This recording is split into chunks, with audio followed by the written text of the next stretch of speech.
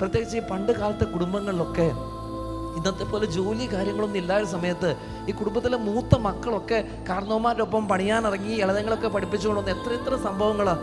എന്നിട്ട് മൂത്തങ്ങൾക്കൊന്നും പഠിക്കാനും പറ്റിയിട്ടില്ല. അവർ സ്വന്തം എന്ന് പറഞ്ഞൊന്നും മാറ്റി വെച്ചിട്ടില്ല. എല്ലാം വീട്ടുകാർക്കാർന്ന് കൊടുത്തുകൊണ്ടിരുന്ന മുഴുവൻ എല്ലാം കൊടുത്ത് ഇളയതങ്ങളെയൊക്കെ പഠിപ്പിച്ചു, നല്ല നിലയിലൊക്കെ എത്തി. ഇപ്പോൾ ഒരു കുടുംബത്തിന് വേണ്ടി ജീവിച്ചത് മുഴുവൻ അവർ മുഴുവൻ ഏഴാം കൂലികൾ കറിവേപ്പില പോലെ വലിച്ചെറിയപ്പെടുക. എന്നിട്ട് പറഞ്ഞതോ, ഞങ്ങൾക്കറിയാം ചേട്ടനൊക്കെ പണ്ടേ തൊട്ട് ഞങ്ങളെ അടക്കി ഭരിക്കുമായിരുന്നല്ലേ. ഒരു ജീവിതം മുഴുവൻ മാറ്റി വെച്ചിട്ട് ഒന്നും ഇല്ലാത്തവനായിട്ട് തിരസ്കരിക്കപ്പെടുന്നതിൻ്റെ വേദന ഒന്ന് ആലോചിക്ക്.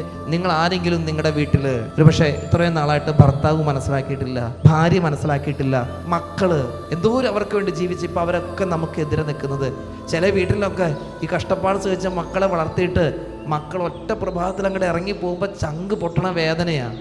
കർത്താവ് പറയുക, നിന്നെക്കൊണ്ട് ഇത്ര ദൈവം ഉദ്ദേശിച്ചോളൂ, വളർത്തുക. അവർ കാണിച്ചത് നന്ദി കേടാ, സാരമില്ല, ഇതും താങ്ങാനുള്ള കൃപ ഞാൻ നിനക്ക് തന്നോളാം, നീ എൻ്റെ അടുത്തേക്ക് ചേർന്നിരിക്കുക. ഏത് തകർച്ചയുടെ നടുവിലാണേലും പ്രിയമുള്ളവരെ പിടിച്ചു നിൽക്കണം.